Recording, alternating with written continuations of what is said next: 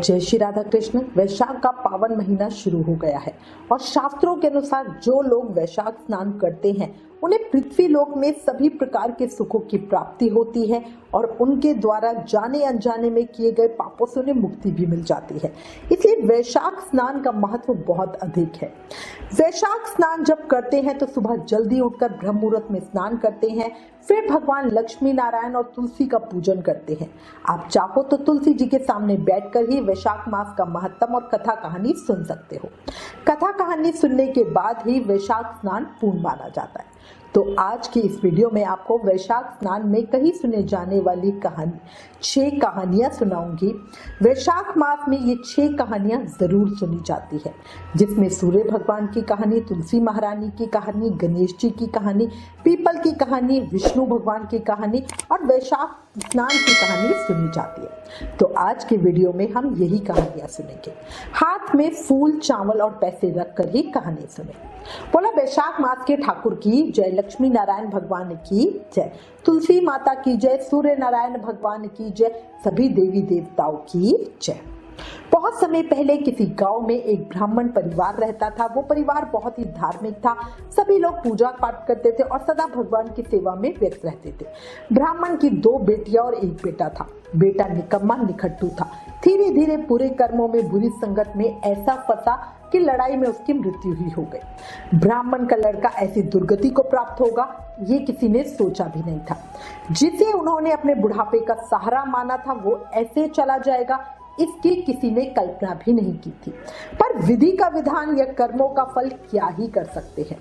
ब्राह्मण की बड़ी बेटी का नाम शीला था। एक दिन शीला गांव के कुएं से पानी लेने के लिए गई। जब शीला कुएं पे पानी लेने गई तो उसने देखा कि वहां पर बहुत सारी औरतें इकट्ठी हो रही हैं और आपस में कुछ बातें कर रही हैं। शीला ने उनसे जाकर पूछा कि आप लोग यहाँ इकट्ठे क्यों हुए हो और किस विषय पे बात कर रहे हो। तब सभी औरतों में से एक महिला ने बताया कि हम वैशाख स्नान के लिए यहाँ पर आए हैं। अभी ब्राह्मणी हमें वैशाख स्नान की कहानियां सुनाएंगी, फिर हम सूर्य नारायण भगवान को अर्घ्य देके विष्णु भगवान और तुलसी महारानी की पूजा करेंगे और पीपल सीजेंगे। शीला ने पूछा कि ये सब करने से क्या होता है।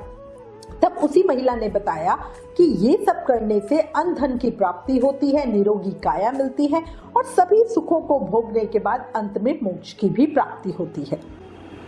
अब महिला ने शीला से कहा कि जाओ तुम भी जल्दी से स्नान कर लो और आकर हमारे साथ कथा सुन लो।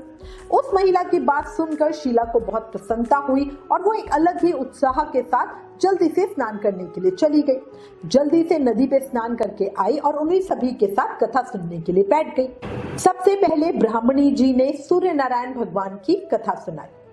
एक बार एक बूढ़ा ब्राह्मण था। वो भगवान सूर्य नारायण की पूजा करता था।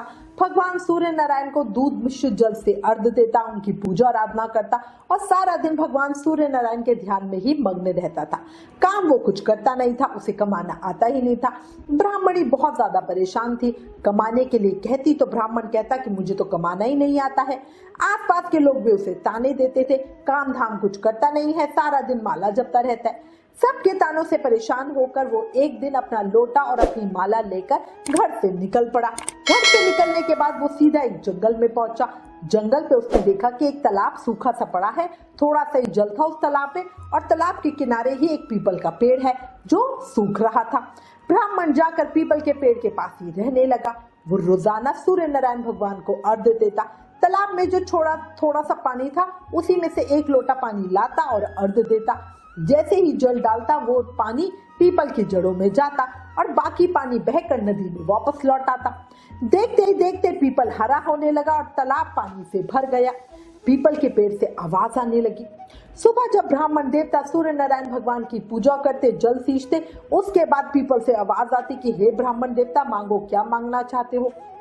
ब्राह्मण देवता ने सोचा कि पीपल में जरूर किसी भूत पिशाच का वास है और वो ब्राह्मण डरने लगा। डर के मारे सूख कर दुबला पतला होने लगा। एक दिन ब्राह्मणी जो रोज उसके लिए खाना लेकर आती थी, उसने ब्राह्मण को पूछा कि मैं तुम्हें अच्छे से अच्छा खिलाती हूँ, फिर भी तुम सूख क्यों रहे हो। तब ब्राह्मण ने पीपल से जो आवाज आती थी उसके बारे में सारी बात बता दी। ब्राह्मणी ने कहा कि ये तो सूर्य देवता की आवाज है, इसलिए अब जब की बात सूर्य देवता आपसे पूछे तो आपको क्या चाहिए तो अन्न धन, बेटे पोते, लक्ष्मी सब मांग लेना। ब्राह्मण ने कहा ठीक है। अगले दिन जब ब्राह्मण ने सूर्य नारायण भगवान की पूजा की तो उसके बाद पीपल से फिर से आवाज आई, मांगो ब्राह्मण देवता, क्या मांगना चाहते हो। तब ब्राह्मण ने कहा कि हे भगवान, अगर आप मुझ पर प्रसन्न हो तो मुझे अन्न धन लक्ष्मी बेटे पोते घर बार सब दे दो। ये सुनकर सूर्य नारायण भगवान बोले कि अरे ब्राह्मण देवता, मैं तो आपको बहुत सीधा मानता था, आपने तो सारी ही चीजें एक बार में मांग ली। भगवान सूर्य नारायण भगवान ने कहा कि जो जो तुमने मांगा है वो सब मैं तुम्हें देता हूँ। इसके बाद ब्राह्मण देवता दोबारा से अपनी पूजा में लीन हो गए। रोजाना वो उसी तरह से पूजा करते रहे। एक दिन ब्राह्मण देवता ने सोचा कि चलो नगर की तरफ देखता हूँ, घर की तरफ देख के आता हूँ कि घर परिजन का हाल कैसा है। जब वो घर के पास गए तो उन्होंने देखा कि वहां पर कोई महल बन गया है। महल के छज्जे पर ब्राह्मणी बैठी हुई थी। ब्राह्मणी ने जब देखा कि नीचे गली में ब्राह्मण देवता आए हैं तो बच्चों से कह दिया कि उन्हें जल्दी से अंदर बुला लो।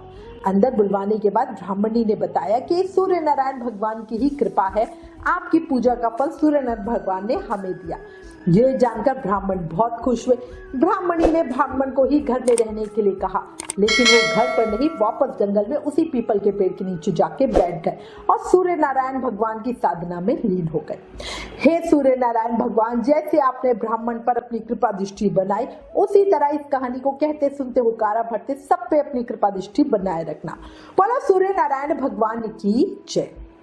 इसके बाद ब्राह्मणी ने दूसरी तुलसी माता की कहानी कही। एक बार एक बुढ़िया थी, तुलसी जी की सेवा करती थी, तुलसी जी को जल सींचती थी और पूजा करती। तुलसी जी को कहती, हे तुलसी माई, मुझे अंडवा दो, लडुआ दो, पीतांबर की धोती दो, मीठा मीठा भात दो, बैकुंठ का वाद दो, चटक की चाल, पटक की मौत, चंदन का काट, झालर की झनकार, साई का रात, दाल भात का भोजन, 11 का दिन दो और श्री कृष्ण का कंधा दो। तब तुलसा माता ये सुनकर सूखने लगी। तो एक दिन भगवान श्री कृष्ण ने पूछा कि हे तुलसी, तुम धीरे धीरे सूख क्यों रही हो। तो तुलसी माता ने कहा कि मेरे मन की बात मत पूछो प्रभु। तब भगवान कृष्ण ने कहा कि अगर मैं नहीं पूछूंगा तो कौन पूछेगा। तब तुलसी माता ने कहा कि एक बुढ़िया माई रोज मेरे पास आती है, मेरी पूजा भक्ति करती है और जाते हुए ये कहती जाती है, मैं उसे बाकी सब तो चीज दे दूंगी, लेकिन आपका श्री कृष्ण का कंधा, आपका कंधा कहाँ से दूंगी। तो कृष्ण भगवान बोले कि जब वो मरेगी तब मैं जाकर उसे कंधा दे दूंगा। तुम्हारे भक्तों की इच्छा पूरी करना मेरा धर्म है। अब इस तरह कृष्ण भगवान ने तुलसी महारानी को आश्वासन दे दिया। धीरे धीरे समय बीता, बुढ़िया माई का अंतिम समय आया और वो मर गई। सारे गांव वाले इकट्ठे हो गए क्योंकि बुढ़िया माई का और तो कोई था नहीं। बुढ़िया माई को ले जाने के लिए जब गांव वाले आए तो बुढ़िया माई इतनी भारी हो गई कि किसी से उठी ही नहीं। तब सबने कहा, वैसे तो सारा दिन पूजा पाठ करती थी, पाप नष्ट करने की माला फेरती थी, पर फिर भी इतनी भारी हो गई। बूढ़े ब्राह्मण के भेष में भगवान श्री कृष्ण ने पूछा कि ये सब भीड़ क्यों लगी है। तब एक आदमी ने कहा कि बुढ़िया मर गई है, पापिन थी इसलिए किसी से उठ ही नहीं रही। तो भगवान श्री कृष्ण ने कहा कि मेरे को एक बात इसके कान में कहने दो, ये उठ जाएगी। भगवान ने कान के पास जाकर कहा, हे बुढ़िया माई, मन की निकाल ले, पीतांबर की धोती ले, मीठा मीठा ग्रास ले, बैकुंठ का वास ले, चटके की चाल ले, चांदन की काठ ले, झालर की झलकार ले, दाल भात का जीवन ले, आज 11 का दिन और मेरा मतलब कृष्ण का कांधा ले। अब ये बात सुनते ही बुढ़िया माई तो बिल्कुल हल्की हो गई। भगवान जी ने स्वयं उसे अपने कंधे पे ले जाके उसको अंतिम संस्कार किया और उसको मुक्ति मिल गई। हे तुलसी माता, जैसे बुढ़िया माई की मुक्ति कराई, वैसे ही इस कहानी को कहते सुनते हुकारा भरते सबकी मुक्ति कराना और सबको बैकुंठ का वास दिलाना। बोलो तुलसा महारानी की जय। इसके बाद ब्राह्मणी जी ने गणेश जी महाराज की कहानी कही। एक बुढ़िया माई थी, मिट्टी के गणेश जी का पूजन करती, रोज गणेश जी बनाती, रोज गल जाते। उसके घर के सामने ही एक सेठ का मकान बन रहा था। बुढ़िया माई मिस्त्री के पास गई और बोली, भाई मेरे लिए पत्थर के गणेश जी गढ़ दो। कारीगर बोले, बुढ़िया माई जब तक हम तेरे लिए पत्थर के गणेश जी गढ़ेंगे तब तक तो हम अपनी दीवार पूरी ही बना लेंगे, हमारे पास समय नहीं है, इसलिए तुम किसी और से बनवा लो। बुढ़िया माई को बहुत बुरा लगा। बुढ़िया माई ने कहा, भगवान करे तुम्हारी दीवार ही टेढ़ी हो जाए। ये कहकर बुढ़िया माई अपने घर वापस आ गई। कारीगर ने दीवार बनाई तो वो टेढ़ी हो गई। जब भी दीवार बनाता टेढ़ी हो जाती, फिर तोड़ता, फिर बनाता, फिर टेढ़ी हो जाती। अब इस तरह कर करके पूरा दिन निकल गया। शाम हो गई, दीवार ही एक ही दीवार नहीं बन के थी। शाम को सेठ जी आए। सेठ जी ने पूछा कि आज कोई भी काम नहीं हुआ। तो कारीगर ने बताया कि महाराज काम तो हमने बहुत किया है, 10 बार दीवार बनाई, पर जब भी दीवार बनाते हैं दीवार टेढ़ी हो जाती है। इसके बाद कारीगर ने बुढ़िया माई की सारी बात सेठ जी को बता दी। सेठ जी भागे भागे बुढ़िया माई के पास पहुंचे और बोले, हे बुढ़िया माई, अपने गणेश जी महाराज को मना लो, हम तुम्हें मिट्टी के क्या सोने के गणेश गढ़वा देंगे अगर हमारी दीवार सीधी हो जाएगी तो। अब ये सुनते ही गणेश जी ने टेढ़ी दीवार सीधी कर दी। जब सेठ जी ने जाके देखा तो बुढ़िया माई के लिए बढ़िया सुंदर सोने के गणेश जी गढ़वा दिए, साथ ही बुढ़िया माई को खूब सारा अंधन भी दिया। बुढ़िया माई अपने गणेश जी को पाकर बड़ी खुश हुई। हे गणेश जी महाराज, जिस तरह आपने बुढ़िया माई पर अपनी कृपा दृष्टि दिखाई, उसी तरह इस कहानी को कहते सुनते हुकारा भरते सब पर अपनी कृपा दृष्टि बनाए रखना। जैसे सेठ की दीवार सीधी करी, ऐसे ही हमारे बिगड़े काम सीधे करना। बोला गणेश जी महाराज की जय। इसके बाद ब्राह्मणी ने चौथी पीपल की कहानी कही। बहुत समय पहले की बात है, एक निर्धन ब्राह्मण दंपति अपने जीवन में बहुत दुखी थे। उनके पास न धन था, न संतान थी, न सुख शांति थी। एक दिन वो किसी संत महात्मा से मिले और अपनी सारी परेशानी बताई। संत ने उन्हें वैशाख मास में प्रतिदिन प्रातःकाल सुबह उठकर पीपल के वृक्ष में जल चढ़ाने और उसकी पूजा करने का उपाय बताया। संत ने कहा, तुम्हारे भाग्य से जल्द ही वैशाख मास शुरू हो रहा है। वैशाख मास में पीपल की पूजा का विशेष महत्व होता है। पीपल में त्रिदेव यानी ब्रह्मा, विष्णु का और महेश का वास होता है। वैशाख मास का विशेष महत्व है। इस महीने में सूर्योदय से पहले पीपल को जल देने से, उसकी परिक्रमा करने से और दीप प्रज्वलित करने से महापुण्य फल प्राप्त होता है। इससे सभी पाप भी नष्ट हो जाते हैं, जीवन में सुख संपत्ति आती है और जीवन में खुशहाली आ जाती है। ब्राह्मण दंपति ने संत की बात को श्रद्धा से अपनाया। वो प्रतिदिन तड़के उठते, स्नान करके पीपल पर जल चढ़ाते, उसके नीचे दीप प्रज्वलित करते, भगवान विष्णु का नाम जाप करते। कुछ ही समय में उनके जीवन में आश्चर्यजनक परिवर्तन होने लगे। घर में अन्न की कोई कमी नहीं रही, स्वास्थ्य सुधर गया और कुछ ही वर्षों में उन्हें संतान सुख भी प्राप्त हो गया। लोगों ने जब ये चमत्कार देखा तो वो भी पीपल की सेवा करने लगे और तभी से ये परंपरा बनाई कि वैशाख मास में पीपल को जल देने से बहुत शुभ फल प्राप्त होता है। हे पीपल देवता, जैसे बूढ़े ब्राह्मण की झोली भरी, ऐसे ही इस कहानी को कहते सुनते हुकारा भरते सब पर कृपा बनाए रखना, सबके मन की पूरी करना। बोलो पीपल देवता की जय, वैशाख मास के ठाकुर की जय। इसके बाद ब्राह्मणी ने अंतिम 5वीं विष्णु भगवान की कहानी कही। एक समय की बात है, पृथ्वी पर अधर्म और पाप बहुत ज्यादा बढ़ गए। राक्षस और दुष्ट लोगों का धर्म का नाश करने लगे। साधु संत और श्रद्धालु जन बहुत परेशान थे। सभी ने मिलकर भगवान विष्णु से प्रार्थना की और बोला, हे नारायण, हमें इस संकट से मुक्त कीजिए। भगवान विष्णु ने भक्तों की पुकार सुनी और कहा, धर्म की रक्षा के लिए मैं समय समय पे अवतार लेता हूँ। वैशाख मास में जो भक्त सच्चे मन से मेरी पूजा करता है, स्नान दान और व्रत करता है, मैं स्वयं उनकी रक्षा करता हूँ। उसी समय एक भक्तिपूर्ण ब्राह्मण हरिदत्त, जो बहुत निर्धन था लेकिन परम विष्णु भक्त था, प्रतिदिन वैशाख मास में सूर्योदय से पूर्व स्नान करता, तुलसी के पत्तों से भगवान विष्णु की पूजा करता और भजन कीर्तन करता। एक दिन गांव के कुछ लोग उसका मजाक करने लगे और बोले, तू रोज पूजा करता है लेकिन तुझे तो कोई फल नहीं मिलता। हरिदत्त ने मुस्कुराते हुए कहा कि भगवान विष्णु सब देख रहे हैं, जब समय आएगा तो वो मुझे वरदान जरूर देंगे। वैशाख मास के अंतिम दिन जब हरिदत्त पूजा कर रहा था, तब स्वयं भगवान विष्णु ने उसके समक्ष प्रकट होकर कहा, हे भक्त, मैं तेरी भक्ति से बहुत प्रसन्न हूँ, मन जो चाहे वो वर मांग ले। हरिदत्त ने कहा, प्रभु मुझे बस अपने चरणों की सेवा दो, अपने चरणों की भक्ति दो। भगवान मुस्कुराए और बोले, जहाँ ऐसी भक्ति है वहां मैं सदा निवास करता हूँ। और इसके बाद हरिदत्त के जीवन में चांदी ही चांदी हो गई, उसका जीवन खुशियों से भर गया। इसके बाद जो लोग हरिदत्त का मजाक उड़ाते थे वो भी कहने लगे कि वैशाख मास में श्रद्धा और नियम से भगवान विष्णु की पूजा करने से व्यक्ति को उनके दर्शन और कृपा दोनों प्राप्त होती है।